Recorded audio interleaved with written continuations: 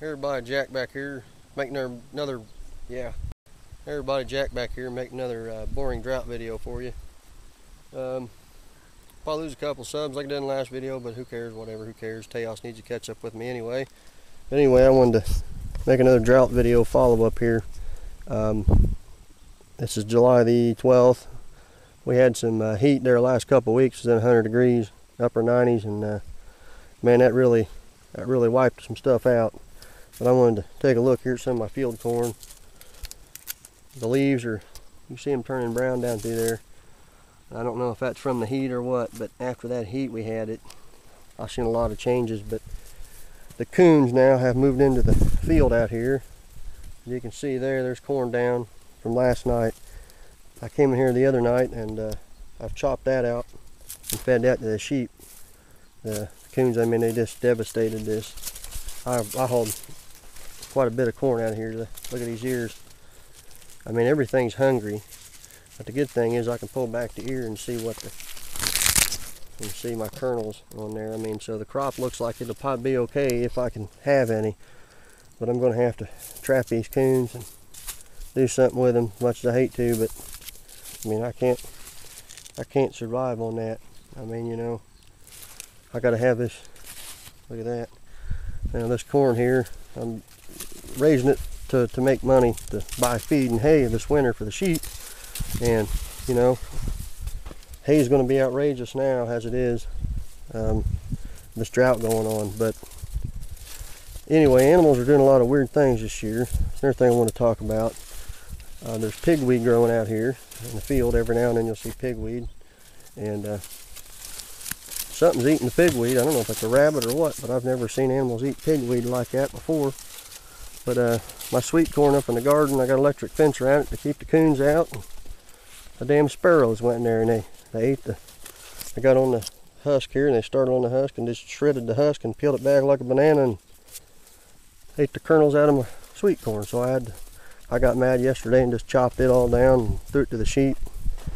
And heard in the farm report that a lot of farmers now are just chopping a lot of their drought-stricken corn for silage because it's not worth much. And I mean, here, I don't know if you can see it that well, but it's short shoulder length and shoulder height and tousled here. These ears are smaller, but anyway, up there in the other part of the field they're bigger. But look at the rows here, how brown it looks down through there, you know, and that ain't good. But I think the other part of the field will have better corn. I mean, we got some small ears here, but there's nothing we can do with that. And I planted some watermelon in these inrows a long time ago. Look at that. That ain't it. They had a ½ inch of rain since I planted them months back, but it's clouding up now. I don't know. They say it's going to rain tonight, but I don't know if we'll get anything or not. There's some thunderheads way off in the distance back that way. But you know, something's getting in the end of this oat bale and tearing that out. Look at that grass. I mean, I mowed that off 2 or 3 weeks ago. That's my pasture. I mowed it for hay, and it's dry, you know. There's nothing there. You know, I've been feeding a little hay, but they've been finding something to eat out here. But they've ate weeds and leaves and stuff back here they never ate before. So I don't know. But anyway, it's just a strange year. And another thing I've noticed is you don't hear too many birds anymore like you used to. You hear the birds chirping in the morning, singing during the day, and you don't hear that. They're as quiet anymore, you know. It's like all the animals are, I don't know, there's the drought. I really never lived in a drought. I remember '88, but I was a kid and didn't pay no attention. But you know, it's just things that you wouldn't think of in a drought. Everything's affected. You know, these weeds, a lot of these weeds are, to me, it seems like they're herbicide resistant. You spray them and they just keep coming back, you know. And it's, I guess, got to do with the drought. I don't know if it's because they're resistant to they're strong enough to resist the drought that they resist the spray. I don't know. This has been a hard year to control weeds, you know. But you know, whatever. We'll go up here and look at the garden, I guess. Despite what havoc those coons have wreaked on me. I mean, look at all these ears ripped off. That, you know, I'll still probably get a good corn crop out of some of this. You get a nice cob on there, but I mean, there's still some, but hell, they found all the good ears and they picked them off, Now that I shelled that back, you can see the pollination wasn't that great on that. I mean, when it was so hot that when it was pollinating, the tops of the corn leaves were rolled up and they're catching a lot of that pollen in there, and so I don't know. It's corn down everywhere in here. These coons have just, you see where they've clawed up the, start down here and they just claw right up the damn stalk there and eat. And they've got it down everywhere. But they're hungry, they gotta eat too. But it's part of the drought. There's, like I say, things that I didn't expect to happen in a drought. I haven't heard the locust. I don't know if it's time for locusts yet or not. It may be August before they come out here, but I was thinking that we had locusts by now, or the cicadas, or whatever everybody else calls them. We call them locusts here. But anyway, I don't know. It just don't seem like the insects, are out like they used to be, and the birds don't sing like they used to, and everything. There's birds there come out of the corn. Hell, they're probably eating it too. But yeah, and they're saying that this is one of the driest stretches in over 100 and some years. So I don't know. There was a drought in '36 and drought in '88. I think '83 had one. A lot of guys lost their rear ends in '83. Back in the early '80s when everybody was farming, buying everything up, buying big versatile tractors, and I know some guys that lost their ass back in. But yeah, this is a bad year. Hopefully everybody's got crop insurance, but if you're a crop insurance agent, you're going to lose your ass, because they're going to be paying out a lot of money, I guess, this year. Hopefully everybody's got it. I don't know. There's a seed corn plot down the road from me, and they still got faith in it. They're down there checking it out, but it ain't even knee high. It looks like it's all rolled up. But I don't know. We'll see how it pans out.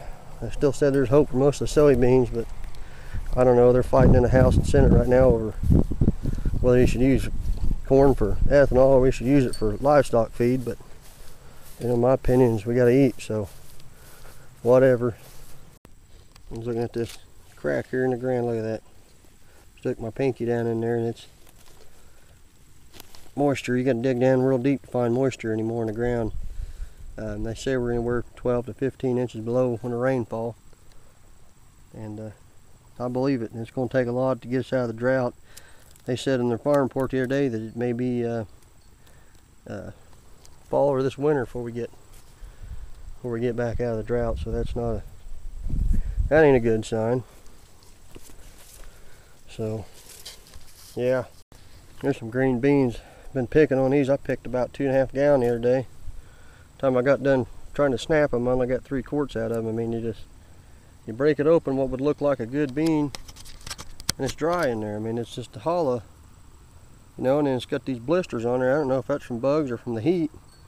Right after that heat, everything turned yellow and it's dying off, So it's a hard year. I mean, these beans look like they'd be good for canning, but you snap them open, they're dried out in there. They're hollow.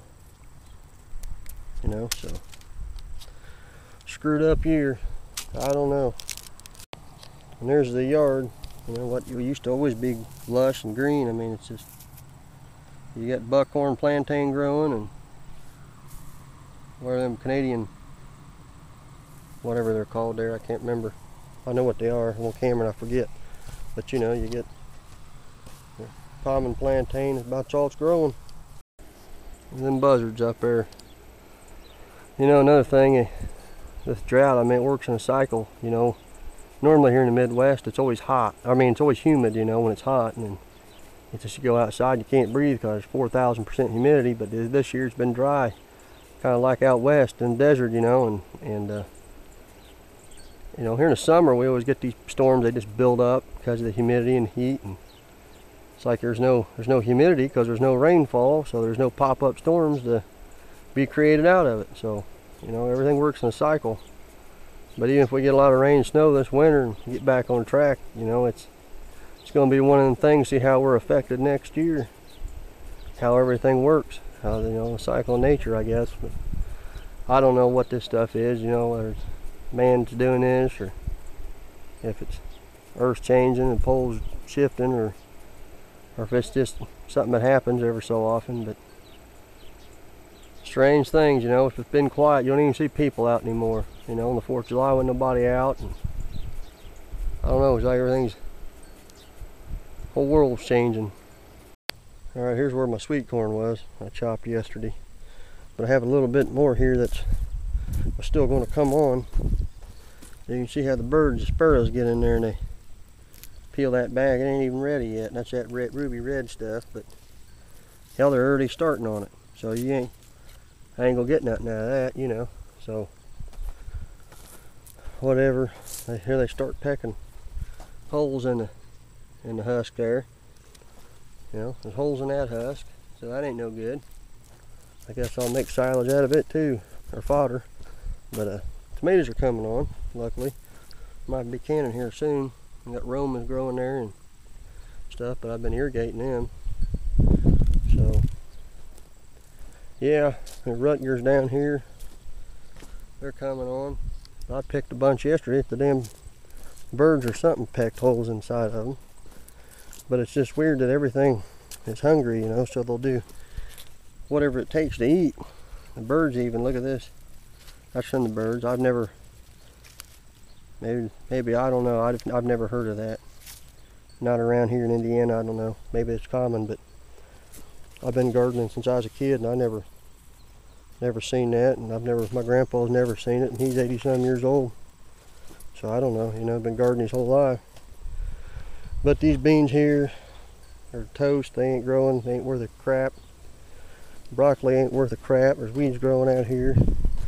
I did get some cabbage, but they're small heads, you know.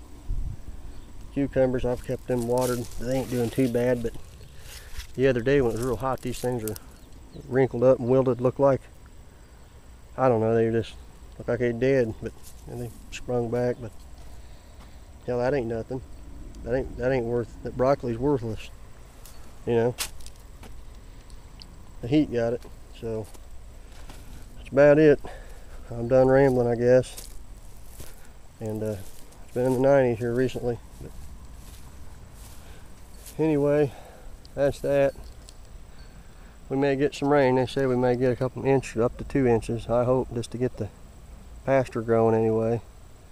May bring some hay prices down, I don't know, but it's looking bad. They said that on the farm report, Indiana was going to declare a disaster, a drought disaster. So whatever, it's a disaster here. Hope we get some. I didn't realize that, you know, the rest of the states were bad too. But yeah, I know it's Missouri and Michigan and Illinois and Ohio and Kentucky, Illinois. You know, they're all bad too, and probably some other states I forgot. But whatever. Anyway, we're still here. Thanks for watching. If I can shut this off.